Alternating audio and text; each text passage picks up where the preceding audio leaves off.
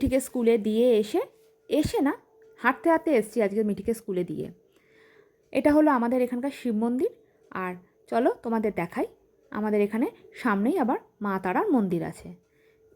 এই যে আমাদের মা তারার মন্দির, একটা ফ্ল্যাটের পাশেই আবার এই মন্দিরটা। তাও মিঠিকে আজকে হাঁটতে হাঁটতে দিয়ে এলাম একটাই কারণ, যা ভুঁড়ি হয়েছে না আর যা মোটা হয়েছি না, আর কদিন পরে লোকে তো টুনটুনি বলে ডাকবে, সেই জন্য একটু হাঁটাহাঁটি করতে শুরু করেছি।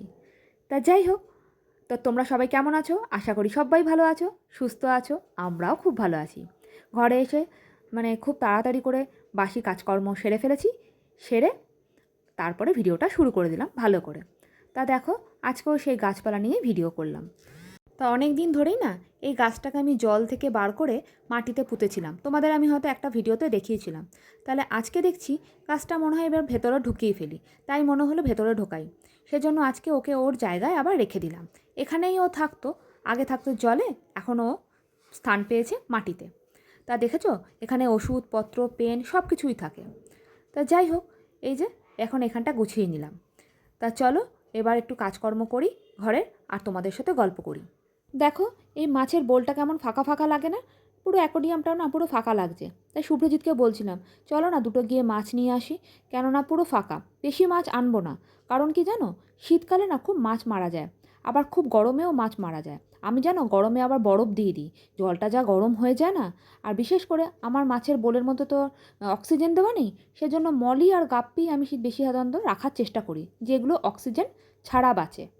আজ কিন্তু আমি বিছানাটা তুলে যাইনি, কারণ কি জানো তো, আজকে না ডিভানের ভেতর মিঠির আর আমার সোয়েটারগুলো আছে, ট্রলির মধ্যে। দাঁড়াও একটুখানি আমি এই তোষকগুলো সরিয়ে ডিভানটা খুলে নিই, তারপরে তোমাদের আবার দেখাচ্ছি। এই দেখো, বলতে বলতে আমি এই ডিভানটা খুলেও নিয়েছি। আর দেখো, এই দুটো ট্রলির মধ্যে, এই ব্যাগটার মধ্যে প্রায় জিনিসপত্র আমাদের আছে। আজকে একটা ট্রলি বার করব, যাতে ঘরটা বোঝাই না হয়। আর কদিন পর তো আরও সব বেরাবে, কি বিচ্ছিরি লাগে না দেখতে। এই দেখো, এদিকে বারও করে নিয়েছি। এই যে একটা ট্রলির মধ্যে পুরো ভর্তি সোয়েটার আছে মিঠির আর আমার। আর এই কয়েকটা জিনিস হালকাগুলোকে আগে বার করে রাখলাম, ওগুলো বারটার করে এখন আমি বিছানাটা পুরো গুছিয়ে নিয়েছি। ঘরটা একটু পরিষ্কার পরিষ্কার লাগছে, তা নাহলে বিছানা না তুললে ঘর যেন বেশি অগোছালো বেশি লাগে।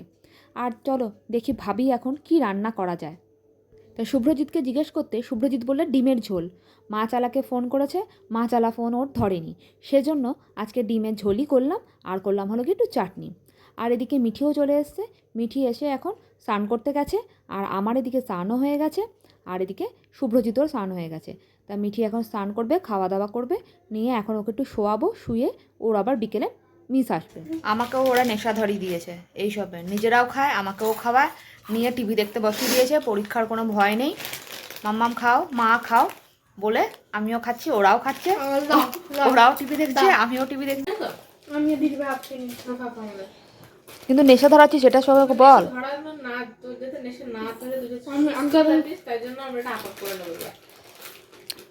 না না, আমাকে এটা তো খাওয়াচ্ছি যে টেনশন কমানোর জন্য মনে হয়। তোর তো টেনশনটা নেই, তোর বোনের তো নেই। দেখ কি সুন্দর দেখছে।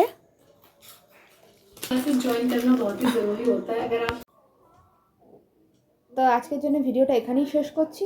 এখন বাজে হলো 10:40। এখন একটু পড়াবো 11টা অবধি। আর এই তো এখন তো খাওয়া দাওয়া করলাম দেখতে পেলে। তো যাই হোক, তোমাদের ভিডিওটা কেমন লেগেছে জানিও। মিঠি এখনও বসে বসে টিভি দেখা যাচ্ছে, মিঠির দিদিও দেখছে। মিঠি এই কিছুক্ষণ আগে পড়ে উঠলো, 9:30টার সময় ওর মিস গেছে, নিয়ে খাওয়া দাওয়া করে টিফিন করলো তখন।